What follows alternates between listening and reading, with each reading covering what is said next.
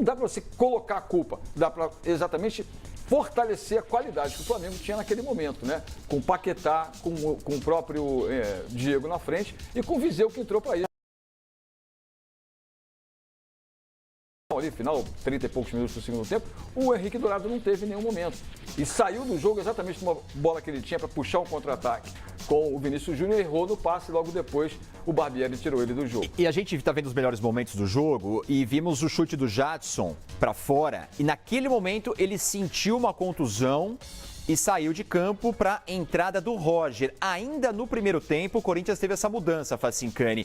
Ou seja, teve a partir dali um centroavante de ofício, voltou a jogar naquele 4-2-3-1, com um cara ali como referência. Aí muda o jogo. O que o Corinthians tinha pensado para a partida acabou mudando um pouquinho, né? O Corinthians é o time da posse de bola em muitos momentos quando fica nessa linha um pouco mais baixa, né, para evitar que o adversário seja mais agudo, roube a bola e aí intensifique o jogo na velocidade. Quando o Corinthians retém essa bola com o Jadson, o Rodriguinho à frente, né, às vezes na infiltração do Maicon, se torna um time que vai cozinhando o jogo e tentando assim mexer o rival para que encontre aquela bola letal, aquela bola que o Tite chamava na época de Corinthians, da visão 3D do Jadson, que é enfiada geralmente para quem vem por trás. Esse cara que hoje tem feito esse tipo de função na ausência do centroavante é o Rodriguinho. E você perde, né, o controle do jogo, se torna um time um pouco mais previsível à frente, né, um Corinthians mais pesado. O Roger não tem a mesma movimentação que tinha a Jô de voltar até aqui atrás para buscar esse pivô, para abrir espaço para os pontas. Então perdeu, né, um Corinthians que tinha sido, nesses últimos tempos, sem um centroavante, um time ainda assim competitivo devido ao dinamismo desses meias que se revezavam ali à frente como um falso centroavante. A gente está vendo, Paulo Lima, nas imagens, os melhores momentos, não foram tantos assim, não foi um grande jogo no Maracanã. Foi mais aberto. Foi mais aberto, né? Foi mais aberto. E as oportunidades, até o próprio Corinthians, a gente vem a ausência do Jadson, a entrada do Roger, mas o técnico do Corinthians está vivendo com muitas situações de desfalques na equipe, né? Desfalques pesados que mudam na estrutura do time. A partir do momento que saiu o Jadson, o Rodriguinho, que não é um cara de velocidade com a bola nos pés, o Jadson também não é, mas o Rodriguinho teve que voltar mais para o meio campo. E isso dificulta aquele toque de bola. Sem o Romero, o Romero é importante. Exatamente, sem o próprio Ralf, que está há muito tempo machucado. O Cleison é mais um que está com problema de joelho, está fora, né? Olha, e o Pedrinho, eu não sei não, ele reclamou de dores ainda no primeiro tempo também. Eu acho que até pela necessidade ele seguiu por muito tempo no jogo. Paquetá, né? Eu acredito que boa parte do jogo do Rodriguinho foi ali meia boca. Não foi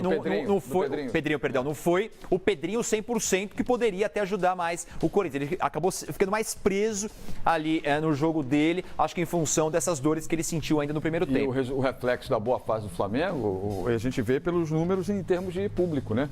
Foram 49.222 presentes e pagantes 44.075 torcedores. Ou seja, o Flamengo com o Maracanã, com a casa cheia, com tudo aquilo que hoje, líder do campeonato, né? A brincadeira que rola aí no meio da rua, siga o líder, segue o líder, o Flamengo está na liderança. E detalhe importante, o Flamengo hoje está líder absoluto, o Fluminense vai jogar amanhã contra o Paraná, lá na capital paranaense. Vencendo, o Fluminense passará a ser vice-líder do campeonato se, entre aspas, vencer o Paraná, será vice-líder. E na quinta-feira teremos, então, lá no estádio Mané Garrincha, em Brasília, Fla-Flu, Flu-Fla, como queiram. Valendo a liderança do campeonato. Ou seja, o jogo de amanhã de Fluminense e Paraná cresce de expectativa para a torcida do Fluminense aqui no Rio de Janeiro e principalmente para ver como há muito tempo não se vê dois times do Rio brigando pela liderança do Campeonato Brasileiro. É esperar para ver o que vai acontecer amanhã lá na capital paranaense. E com todo respeito ao público de Brasília, aí acho que é uma perda enorme para um clássico desse não ser no Rio de Janeiro, né? Desculpa. Não ser no Maracanã, uma disputa de liderança. Há quanto tempo? Olha, eu não tenho essa estatística aqui, essa informação aqui, mas há quanto tempo será que Flamengo e Fluminense não brigam pela liderança do Campeonato Brasileiro e o jogo vai ser no Mané Garrincha em Brasília? É uma perda enorme, né, Facinho?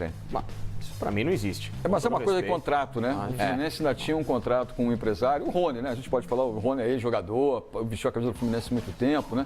Então, o contrato que o Fluminense tinha com o Rony era de... Falta pagar ainda esse compromisso que o Fluminense tinha com ele, e aí a opção foi levar para o estádio Mané Garrincha em Brasília. É evidente que também sou contra, mas enfim, aquela velha frase, né? Vale o que está escrito. Se está escrito, tem que pagar e tem que cumprir. E todos os clubes acabaram acatando essa regra do Campeonato Brasileiro de que todos os times podem 5 jogos mandar fora de casa, né? Mandar longe do seu estádio, da sua cidade, do seu estado. É claro que para o torcedor do Rio de Janeiro é ruim.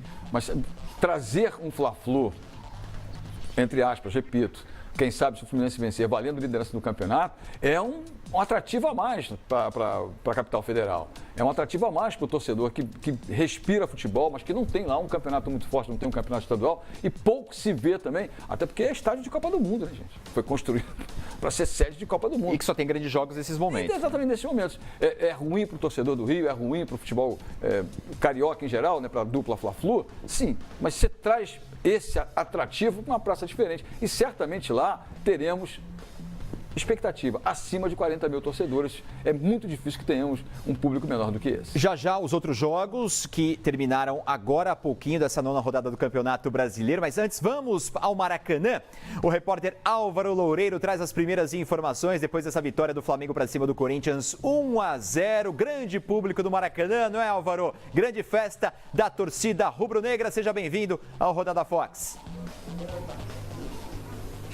Olá, Ribeirão, muito boa noite para você, boa noite para todo mundo que acompanha o Rodada Fox. É isso, bom jogo aqui no Maracanã, lotado, né? O Flamengo conseguindo mais uma vitória no Campeonato Brasileiro, a 6ª, abrindo vantagem aí na liderança da competição. Agora são 4 pontos em relação ao 2º colocado. Um jogo para mais de 49 mil pessoas aqui no Maracanã, uma renda superior a 2 milhões de reais. O Flamengo sufocou o Corinthians no início da primeira etapa, mas não acabou fazendo o gol. Depois o Corinthians, com a entrada do Roger, conseguiu reter um pouquinho mais a bola no ataque e conseguiu equilibrar as coisas. O jogo seguiu equilibrado até o final, até que o Flamengo conseguisse o gol da vitória já no 2º tempo. Henrique Dourado, centroavante do Flamengo, passou mais uma vez em branco. Agora já são 9 jogos de jejum. E para o inferno astral aí do Henrique Dourado, ele saiu, foi substituído aos 22 minutos do 2º tempo. E o substituto dele, Felipe Viseu, foi exatamente o jogador a marcar o gol da vitória do Flamengo, o primeiro gol do Viseu nesse campeonato brasileiro. O Flamengo agora vira o foco, muda o foco, pensa no Fla-Flu da próxima quinta-feira, 10ª rodada do Campeonato Brasileiro. Vocês já comentavam aí, jogo que vai ser disputado no estádio Mané Garrincha, em Brasília, jogo comando do Fluminense. E o Flamengo não terá um dos seus principais jogadores. O Diego estava pendurado, hoje tomou o 3º cartão amarelo, estará suspenso na próxima quinta-feira no duelo contra o Fluminense. Daqui a pouquinho, o Maurício Barbieri vai falar por aqui, está tudo pronto na sala de entrevistas coletivas do Flamengo. A gente vai tentar falar também com alguns jogadores para repercutir essa vitória, repercutir a liderança do Flamengo. É o grande objetivo nesse momento, terminar na ponta do Brasileirão antes da parada para a Copa do Mundo. Ribeirão, daqui a pouquinho eu chamo vocês novamente. Legal, legal. Valeu, Álvaro Loureiro do Maracanã com as informações do Flamengo. Já a Eduarda Pessinati vai trazer também as primeiras informações do lado derrotado de hoje, o lado do Corinthians. 3ª derrota em 4 jogos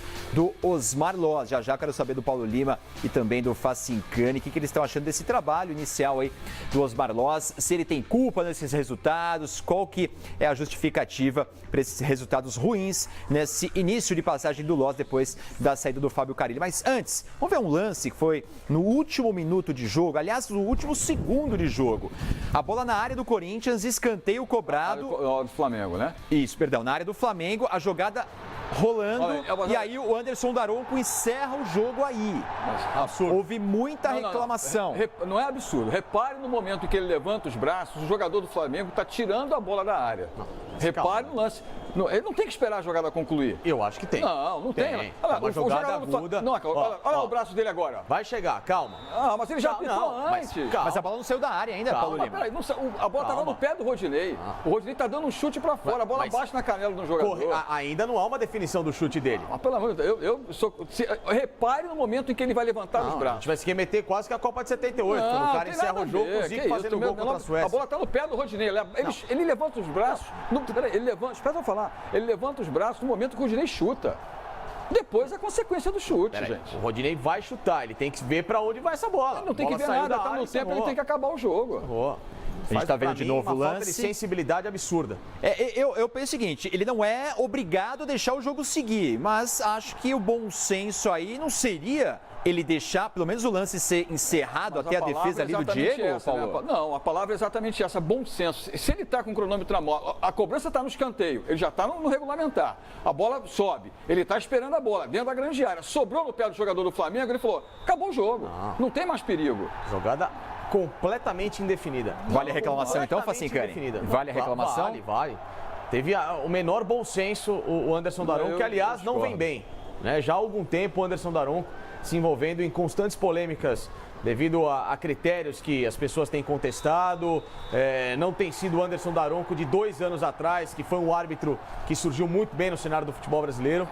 Enfim, essa bola que o Rodinei chuta, bateu na canela do jogador do Corinthians. Ela podia ter tanto ido pra fora, como ter caído novamente no pé do jogador do Flamengo. Paulinho, espera sair a bola, mas esperar, por que tem algum árbitro de futebol espera a bola sair pra acabar? É o bom senso, tem que ter bom senso. Num jogo de bola, o cara tem que esperar a bola sair do campo pra acabar. Se a bola tá no meio campo, viajando, ele encerra, mas esse é um lance de jogo. Dentro da área, com escanteio, uma jogada pra ser definida em favor da equipe do Corinthians. Que favor? A bola tá no pé do jogador do Flamengo. Dá pra ele chutar, mas ele pode errar o chute como errou. Mas o juiz, se ele pode errar, o juiz também pode acabar. Acabou, chutou. Fez interceptação ali. Ele encerra na hora que o Rodinei chuta, antes ela bater no jogador do Corinthians. Exato. Chutou, saiu da área. A bola dentro da grande área ainda. Mas é porque ela bate no jogador do Corinthians. Quando tá no pé do jogador do Flamengo, ele encerra o jogo. A percepção dele é exatamente essa. Ele já tinha colocado o apito na boca. Repare quanto antes ele já tinha colocado o apito na boca. Olha, daqui a pouquinho, quem vai dar a opinião final aqui neste Rodada Fox é Nadine Bastos. Ela estará daqui a pouquinho aqui no Rodada Fox para falar a respeito dos lances de arbitragem da rodada. Como é que é, Paulo Lima? O Corinthians caiu para a 7ª colocação. Exatamente. Está tudo muito embolado ainda. Já a gente vai mostrar a classificação atualizada do Campeonato Brasileiro para você ver como é que está o seu time neste momento na tabela. O Flamengo segue líder. A vice-liderança nesse momento é do Grêmio. Amanhã o Fluminense pode saltar na tabela e assumir essa vice-liderança, como o Paulo Lima agora há pouco destacou. O Fla-Flu do meio de semana pode valer a liderança do Campeonato Brasileiro. Vamos falar do Corinthians agora, direto do Maracanã. Eduarda Pessinati traz as informações aqui pra gente no Rodada Fox. Seja bem-vinda, Duda. Boa noite pra você. Olá, boa noite a todos. Pois é, eu falo aqui da sala de coletiva, onde daqui a pouco a gente vai ouvir o técnico do Corinthians, Osmar Loss. Ele que tem 4 jogos à frente da equipe, substituiu o Carille. 3 derrotas, somando com essa apenas uma vitória na última rodada diante do América Mineiro. O treinador tinha um reforço para essa partida contra o Flamengo, o retorno do volante Maicon, que cumpriu suspensão na última rodada, mas o Corinthians acabou sentindo a apreensão da torcida do Maracanã cheio, mais de 49 mil pessoas por aqui, e o Flamengo começou melhor. O Corinthians conseguiu reagir só já no fim do primeiro tempo, teve uma chance com o Jadson, ele fez um chute ali colocado, mas o Diego Alves acabou espalmando essa bola. Nesse lance, o Jadson acabou sentindo a coxa. Pelo menos ele deixou o campo com a mão na coxa direita. A gente ainda não tem o boletim médico do Corinthians para saber exatamente o que aconteceu com ele, mas ele precisou deixar a partida e foi substituído pelo camisa 9 do Corinthians. Nesse momento pelo Roger.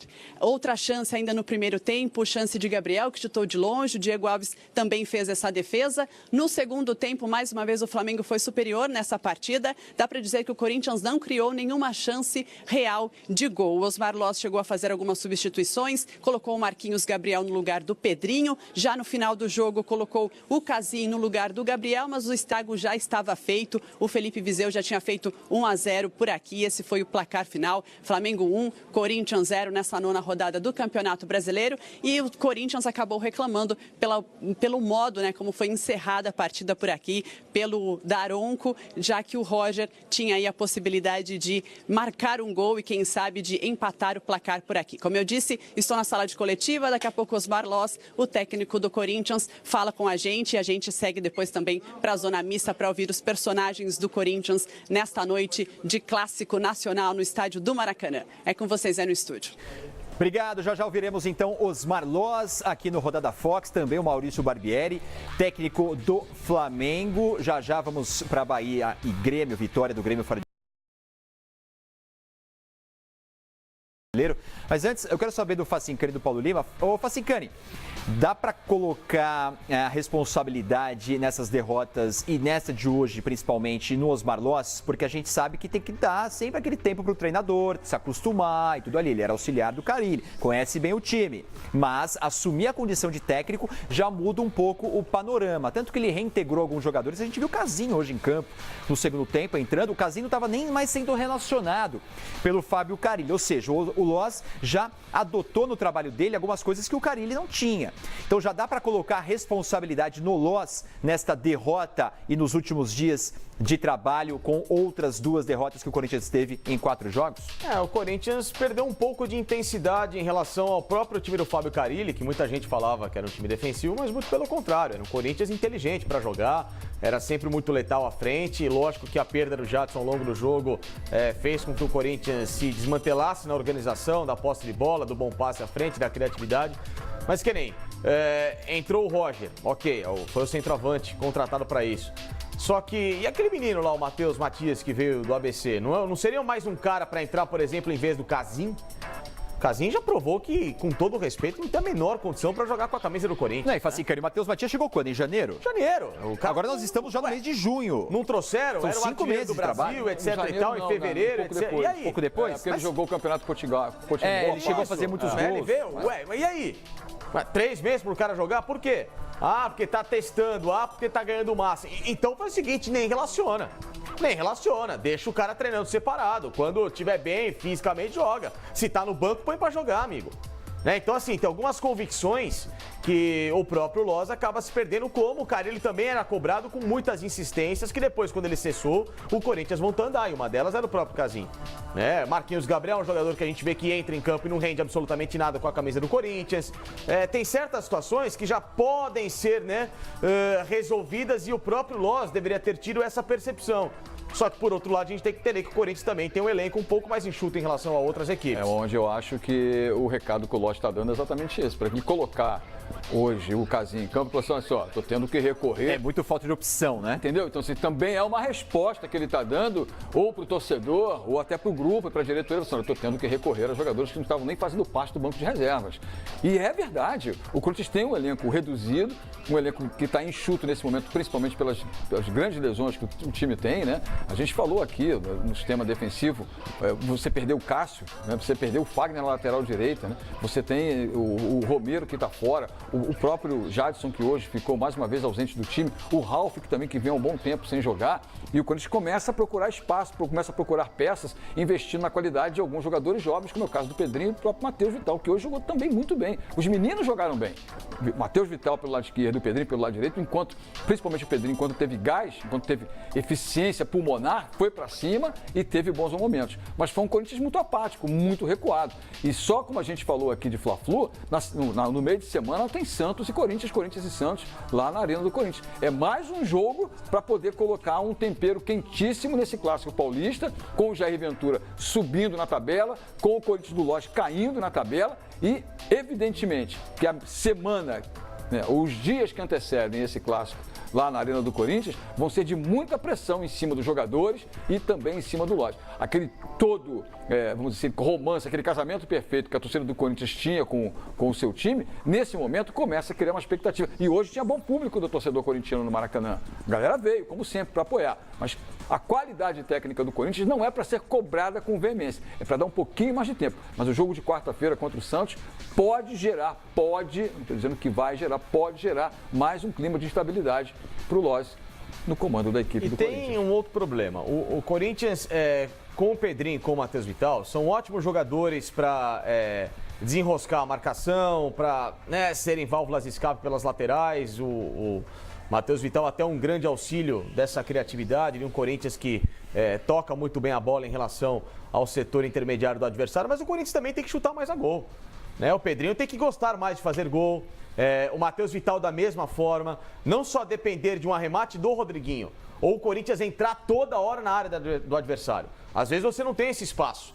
né? Então você não precisa ficar só jogando na função do centroavante para criar essa jogada de finalização. Chuta de fora da área. Até porque o Flamengo dava esse contra-ataque para o Corinthians. O Flamengo se lançava ao ataque e ficava só o Jonas à frente da zaga. Só que o Corinthians tem essa maneira de querer entrar tocando toda hora. Às vezes não dá para entrar tocando toda hora, mesmo com espaço. Ô Facincani, em relação a isso, sim, o Flamengo se lançou ao ataque. É característica do time. O time jogava em casa, queria essa vitória para se manter na liderança. E aí essa característica do Flamengo não fez também os volantes do Corinthians segurarem um pouco mais, não subirem tanto. O Maicon, um cara que sempre aparece na área, hoje pouco apareceu. É muito em função dessa característica do time adversário, por isso que o Maicon não jogou tanto à frente hoje? Não, tem essa desvantagem também, só que tem uma outra questão. O Corinthians conduziu demais a bola no jogo. Conduziu demais essa bola. O futebol tem que ser mais rápido. E aí o Corinthians conduzia demais essa bola e perdia o espaço que o Flamengo dava nesse contra-ataque. Tem que definir mais rápido a jogada. O Corinthians, às vezes, muito lento para tomar uma decisão. Rodriguinho carregando muito, Pedrinho carregando muito por um lado, o próprio Matheus do outro, o Roger circulando com a bola, às vezes não tinha ninguém para aproximar com ele. Ainda, sabe, faltando mais agilidade nessa movimentação de ataque do Corinthians para que o time volte a ser aquele time letal que foi no ano passado o campeão brasileiro. E você manda aqui na nossa hashtag Rodada Fox, o que achou do time do Corinthians? Você, torcedor corintiano, tá preocupado? Como é que tá esse início de trabalho do Osmar Loz? E você, torcedor rubro-negro, feliz da vida com a liderança, o que achou do time hoje? O Flamengo tem que contratar um outro centroavante, porque Henrique Dourado tá num momento de baixa. Viseu, que já vai embora, foi quem resolveu pro Mengão hoje. Será que o Flamengo vai contratar? Já vou querer saber do Facincani e também do Paulo Lima. Né? Ele nem vinha jogando, né?